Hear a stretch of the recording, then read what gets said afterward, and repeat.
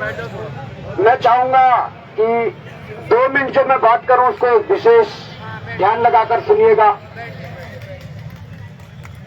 क्योंकि जो बात बोलने जा रहा हूं वो हमारे लड़ाई का एक हिस्सा है और वो लड़ाई को मजबूत करने के लिए वो मूल मंत्र है हमारा। क्योंकि हम लोग 6 दिन से लगातार बैठे हैं और मुझे खुशी इस बात की हुई कि 6 दिन से जो भीड़ है वो है। ये सरकार ये देख रही थी, 1 दिन बैठे रहते हैं, 2 दिन बैठने देते हैं, 3 दिन बैठने देते हैं, अपना भीड़ कम हो जाएगी तो लास्ट में हम काम तमाम कर ही देंगे। पर आप लोगों ने ये करके दिखाया है कि ये मांगे जब तक मानी नहीं गई तब तक हम इस लड़ाई को लड़ेंगे। अब बिंदु पर आता हूं, हम अपना संघर्ष कर रहे हैं और जिस सरकार ने पेपर लीक किया है वो सरकार अभी स्वीकारने के लिए तैयार नहीं है कि उन्होंने लीक किया है। वो भी उसी ट्रैक पर चल रही है जिस पर चला रहे हैं। वो उन्हीं षड्यंत्र करने में लगे हुए हैं जो ये करना चाहते हैं। पहला षड्यंत्र हरिद्वार से बस वाला षड्यंत्र था, दूसरा षड्यंत्र रुद्रप्रयाग में डीएम को ज्ञापन देने वाला षड्यंत्र था, तीसरा षड्यंत्र जब मैंने दिन में भाषण दिया और मैंने कहा कि अलग अलग विभागों के एचओडी जो होते हैं उनको निर्देश है कि उनके विभागों में जो नए कर्मचारी चयनित होकर आए हैं उनकी वीडियो बनाएंगे और पब्लिश करेंगे। और हमारे बोलने के 1 घंटे बाद पब्लिश हो गई थी। उत्तराखंड डीआईपीआर से हमारे बोलने के 1 घंटे बाद पब्लिश हो गई थी। अब चौथा षड्यंत्र भी देखिए, ये षड्यंत्र है। हमने कहा ना, जितने इनके षड्यंत्र को पर्दाफाश करोगे उतने और षड्यंत्र करेंगे, पर जब इन्हें लगेगा कि अब कोई हथकंडा नहीं चलेगा, अब कोई षड्यंत्र नहीं चलेगा, तब इन्हें लगेगा कि नहीं, अब मांगे मांगनी पड़ेगी। उसके लिए शुभ संकेत है। मैं भी एक बाइट देख रहा था पूर्व मुख्यमंत्री त्रिवेंद्र रावत जी की, वो कह रहे हैं कि हम सीबीआई ला रहे हैं। तो भाई अगर ला रहे हैं तो लाओ, वो कह रहे हैं कि हम सीबीआई ला रहे हैं तो लाओ। परंतु इससे पहले जो चौथा जो षड्यंत्र है उस षड्यंत्र के बारे में सुन लीजिए। इन लोगों की कल शाम को एक वर्चुअल मीटिंग हुई जिसमें पूरे बीजेपी के मुख्यमंत्री से लेकर, इनके विधायकों से लेकर, इनके जिला अध्यक्ष से लेकर, इनके पूर्व में जितने भी और पदाधिकारी हैं, वो विषय तो जीएसटी था, परंतु जीएसटी के लिए 5 मिनट बात हुई। 55 मिनट अगर बात हुई तो इस आंदोलन के लिए बात हुई कि इस आंदोलन को कैसे तोड़ना है, इस आंदोलन को कैसे चुप करना है। अब वो षड्यंत्र सुनिए, उसमें ये तय हुआ कि अपने स्तर से अब विधायक शुरुआत करेंगे। देखिए, 2 प्रेस कॉन्फ्रेंस तो कल करी इन्होंने, एक इनका दर्जाधारी था और एक मेयर जो है देहरादून के, एक वो थे, इन्होंने 2 और मेयर के साथ मुख्यमंत्री का पीए था, ये तो हो गया। अब इन्होंने विधायकों से शुरुआत कर दी है कि हर विधायक प्रेस कॉन्फ्रेंस करेगा, हर विधायक अपने वक्तव्य में ये बोलेगा कि पेपर लीक नहीं हुआ है, हर विधायक ये बोलेगा कि सरकार ने इतनी नियुक्तियां दी है, मतलब ध्यान भटकाने के लिए और अपनी उपलब्धियां गिनाने के लिए। मैं चाहता हूं, और इसकी शुरुआत आज हो गई है। इसकी शुरुआत इनके सबसे बुद्धिमान जो बने रहते हैं अपने आप को विधायक मुन्ना सिंह चौहान जी, उनके द्वारा हो चुकी है। उनकी शुरुआत हो चुकी है। मुन्ना सिंह चौहान जी की शाम को प्रेस आप देखना, मैंने भी नहीं देखी है। मुझे कम से कम 3-4 घंटे पहले ये सूचना नहीं थी। मैंने कहा बताऊंगा। तो मुन्ना चौहान जी ने तो अपनी प्रेस कर दी और वही कह रहे हैं कि भाई लीक नहीं है या तमाम प्रकार की चीजें हैं, ये है। कल 2 और विधायकों की प्रेस होनी है। अब मैं कुछ नहीं कहना चाहूंगा, मैं सिर्फ इतना कहना चाहूंगा, जिस विधानसभा का जो विधायक है, उस विधानसभा के युवा साथी या उनके अभिभावक उस विधायक के पास जाएं और कहें कि ठीक है, तुम अच्छी बात कर रहे हो कि पेपर लीक है, नहीं है, ये तुम जांच करके देख लो। हमारी 2 मांगे हैं, हमारे बच्चों की 2 मांगे हैं।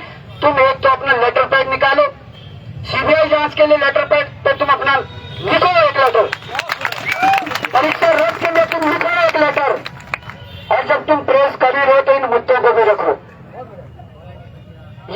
राजनीतिक रंग देने का ये काम कर रहे हैं। ये कह रहे हैं कि वहां पे राजनीति हो रही है। अरे भाई, तुम तो हमारी राजनीति 10 मिनट में खत्म कर सकते हो। तुम दोनों मांगे मान लो ना, कौन रहेगा यहाँ? अगर मांगे मान लो तो कोई यहाँ रहेगा? तो जब यहाँ रहेगा नहीं तो राजनीति कौन करेगा? क्या भोले कुमार अकेले रहकर चौराहे पर राजनीति कर सकता है? तो फिर तुम्हारी राजनीति अगर खत्म करनी है तो तुम मांगे मानो। पर मैं ये सूचना देना चाहता हूँ कि ये चौथा जो हथकंडा अपनाया जा रहा है, ये चौथा हथकंडा इसलिए अपनाया जा रहा है, इनके 47 विधायक हैं और वो 47 के 47 प्रेस कॉन्फ्रेंस करेंगे, ध्यान रखना। पर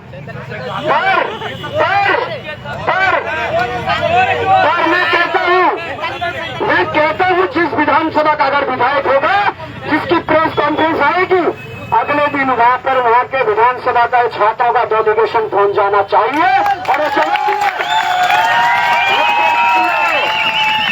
जवाब है कि कमल के फूल पर देखकर अब वोट नहीं मिलने का, वोट लेने जनता के पास आना पड़ेगा, वोट लेने हमारे पास आना पड़ेगा। और तुम अगर जनता के साथ हो तो यहाँ से अपना लेटर पैड निकालिए, सीबीआई की संस्तुति के लिए आप लिखिए और इसके साथ साथ पेपर निरस्त करने के लिए लिखिए, तब जाकर तुम हमारे विधायक हो, नहीं तो अलग क्षेत्र में जवाब देंगे। तो ये चौथा षड्यंत्र इसे भी नाकाम करना है। 3 षड्यंत्र नाकाम हुआ, चौथा षड्यंत्र हमारी ये परीक्षा है। इस परीक्षा में भी पास होना युवा हूँ और मैं बताते जाऊंगा कि इस विधायक में कब करूं। विकास नगर के जो साथी हैं उनको हम कहेंगे, वो जाएंगे कल सुबह मुन्ना चौहान के घर पर, वो लेंगे उनसे जवाब, वो लिखाएंगे उनसे लेटर। और इसके बाद जो कल जो विधायक और करने वाला है उनके विधानसभा के साथी में जाएंगे और उनसे लेंगे जवाब। तो और अगर नहीं लिखते हैं, अगर बात नहीं सुनते हैं तो तुम्हारा भाई बेवफा तुम्हारे साथ खड़े हैं, सीआई की बोतल ले जाना और काली से उड़ेल के आना।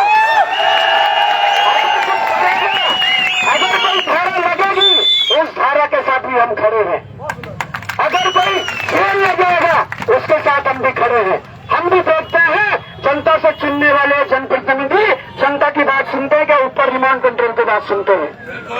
डेलीगेशन बनाए जाएंगे, ध्यान रखना, डेलीगेशन बनाए जाएंगे, उसमें युवतियां भी होंगी, युवक भी होंगे, कुछ अभिभावक भी होंगे।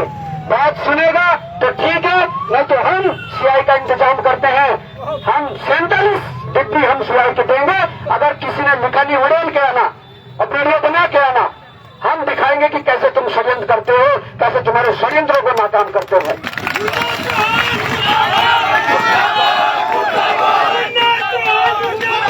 मुर्दाबाद मुर्दाबाद मुर्दाबाद मुर्दाबाद। तो मैं यही कहना चाहता हूँ, ये ट्रेलर है, लाइव चल रहा है। अगर मुन्ना चौहान जी देख रहे होंगे तो साथियों, मुन्ना चौहान जी को मैं बताना चाहता हूँ, मुन्ना चौहान जी को मैं बताना चाहता हूँ कि अगर आप प्रेस सरकार के पक्ष में कर रहे हैं तो 2 मांगे युवाओं के पक्ष में जरूर रखें, सीबीआई जांच और परीक्षा निरस्त। यह मुन्ना चौहान के अलावा, मुन्ना चौहान के अलावा कोई दूसरा चौहान, कोई दूसरा पवार, कोई तीसरा रावत या तोमर या सिंह कोई भी प्रेस करे तो ये सवाल अपने प्रेस में जरूर रखना कि युवाओं को न्याय मिले। और तुम चाहते हो कि यहाँ राजनीति ना हो, तुम चाहते हो या कुछ ना हो, तुम चाहते हो रोड खाली हो जाए। मैं कहता हूँ तुम अभी घोषणा कर दो। आज की रात हम 5 दिन से यहाँ पे सो रहे हैं लगातार, हमें नहीं सोना पड़ेगा यहाँ पे। हम भी पंखे के नीचे तो कम से कम सो जाएंगे, यहाँ तो कुछ भी नहीं है, यहाँ तो रात को चदर भी नहीं होती ऊपर के लिए, और रात को तो ठीक होता है, सुबह ठंड लगती है। आप बताइए जो लोग रुकते हैं यहाँ पे, ऐसी स्थिति नहीं है। तो मैं कहना चाहूंगा हमारी भी मजबूरी नहीं होगी यहाँ सोने की। सही बात। आप निपटा दीजिए मामले को।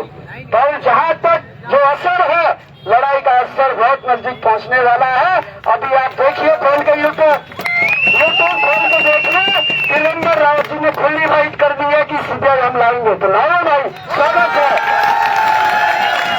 तो ये जरूर इस बात का ध्यान रखना, अपने माता पिता से बात कर लो, अपने गांव के यारों दोस्तों से बात कर लो।